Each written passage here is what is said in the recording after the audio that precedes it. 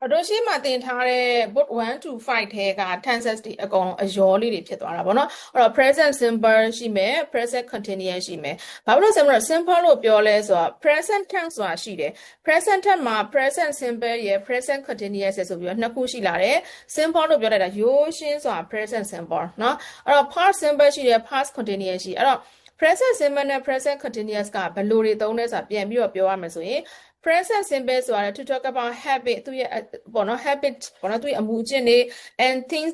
that are always true အမြဲတမ်းမှန်ကန်နေတဲ့အကြောင်းအရာတွေပေါ့နော်အဲ့ဒါတွေကိုပြောချင်ရင် present simple နဲ့သုံးတယ် we use the present continuous ကိုသုံးပါတယ် to talk about what we are doing now အခုငါတို့ဘာလုပ်နေလဲဆိုတာကိုပြောချင်ရင် present continuous ကိုသုံးတယ်အဲ့တော့ Bobby always plays in the school play team သူကအမြဲတမ်းဒီအကြောင်းကနော်ဘောလုံးအတင်းမှာတဲ့သူကစားတယ်အဲ့တော့ always ဆိုတာ adverb frequency ကိုသုံးထားတယ် adverb frequency ကို verb ရဲ့ရှေ့မှာထားသုံးတယ် adverb frequency ကိုတို့က present simple မှာသုံးတယ်ဘောနော်ဒါသူ့ရဲ့ habit အကြောင်းကိုပြောတယ် Julia is listening to her new MP3 player MP3 player ဆိုတကယ်တော့တချင်းနားထောင်တာကိုပြောတယ်တို့ဟုတ်ခေတ်တော့ MP3 နဲ့နားထောင်အခုခေတ်ကတော့ YouTube ကနေနားထောင်တာရှိတယ်ဟလာဖုန်းနဲ့နားထောင်တာရှိတယ်ဒါကတော့အရင်ခေတ်တုန်းကတော့တို့က MP3 player နဲ့နားထောင်ခဲ့တာအခုက Wi-Fi ရရင်အကုန်ဘာဖြစ်ဖြစ်အကုန်လုံးလို့ရပြီပေါ့နော်အဲ့တော့ MP3 player တော့တချင်းတွေထည့်ရတယ်နော်သွားဆိုင်သွားရတယ်ကွန်ပျူတာဆိုင်သွားရတယ်စသဖြင့်ကိုထည့်ကြတဲ့တချင်းတွေတို့ပြောပြီးထည့်ရတယ်အဲ့ဒီခေတ်တုန်းကနော်ဟလာ okay မင်းတို့မမွေးသေးလားဘူးအဲ့တော့ Julia is listening to herသူရဲ့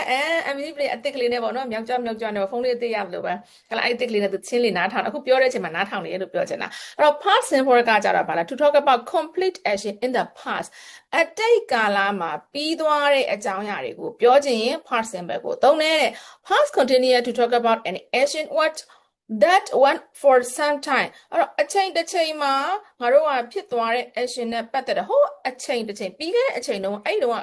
progress ပေါ့နော်အဲ့ progress ကိုငါတို့က action တွေကိုပြောချင် past continuous ကိုသုံးတယ်အဲ့မှာဆက်မလို့ past simple နဲ့ past